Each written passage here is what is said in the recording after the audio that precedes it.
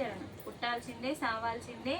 సత్యం తెలుసుకునేంత వరకు, ధ్యానం చేసుకునేంత వరకు మన గురించి మనము, భగవంతుని గురించి, ఈ జీవుడు దేవుడు గురించి తెలుసుకునేంత వరకు దేవుడు ఎక్కడో లేడు, నాలో ఉన్నాడు, నీలో ఉన్నాడు, ప్రతి మూగజీవిలో ఉన్నాడన్న సత్యం ఫస్ట్ తెలుసుకోవాలి. ఎందుకంటే నేను నువ్వో చెప్తలే, పత్రిజీ కూడా చెప్పలే. పత్రిజీ కంటే ముందు పత్రిజీ గ్రంథంలో చూసి చెప్పిండు. అంటే పత్రిజీ మన గురువు కాబట్టి, ఆయన మీద మనకు నమ్మకం ఉంది కాబట్టి ఆయన మాట మనం నమ్ముతాము. మరి ఆయనకు ఒక గురువు ఉన్నాడు, ఆయన గురువు కూడా అదే చెప్పింది కాబట్టి ఆయన నమ్మి ఈ గ్రంథంలో చూసి చెప్తున్నాడు. ఈ గ్రంథం భగవంతుడు రాశాడు కాబట్టి సత్యమే కదా. ఇక్కడ భగవద్గీత సత్యం కాదన్న వాళ్ళు ఇద్దరు ఉన్నారా? అంత దమ్ముందా మనకి? లేదు. ఎందుకంటే మనం ఏ శ్రీకృష్ణుని అయితే విగ్రహం పెట్టుకొని, ఫోటో పెట్టుకొని పూజలు చేస్తున్నామో అమ్మ, ఆ సాక్షాత్తు ఆ నారాయణమూర్తి అవతారం ఎత్తి మనకి జ్ఞానబోధ చేసిండు. ఏం చేసిండు?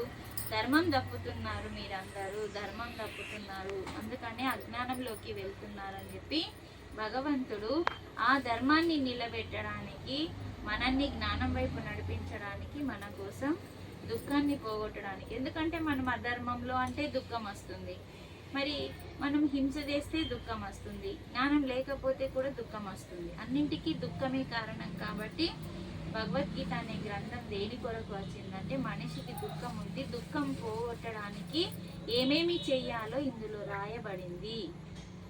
ఏం పోవడానికి? ఏంటా దుఃఖం? నాకు ఇల్లు లేదు, మా వానికి పెళ్లి కాలే, ఇంకా పెళ్లి కాలే, పెళ్లి అవుతుంది కానీ మనకు ఆగది, అవునా కదా? మనం చేయాల్సింది ఏంది? పెళ్లి సంబంధాలు చూడడం. ఇప్పుడు చూడగానే కావాలి, ఎంత ఆతృత అంటే మన లోపల.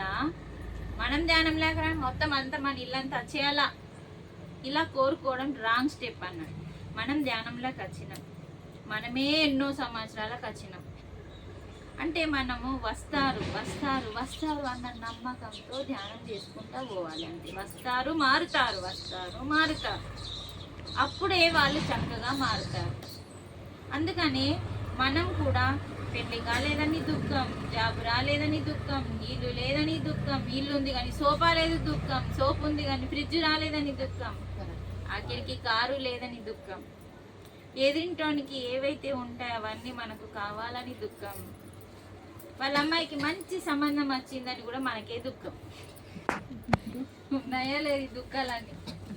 ఈ దుఃఖాలకి అజ్ఞానం కారణం కాబట్టి మనకి భగవంతుడు జ్ఞానం అనే గ్రంథాన్ని కలియుగం కోసం పంపించింది. అందుకనే మనకి ఇందులో జ్ఞానం వచ్చిందనుకో, నువ్వు చదువుడు బంద్ చేస్తావా లేదా?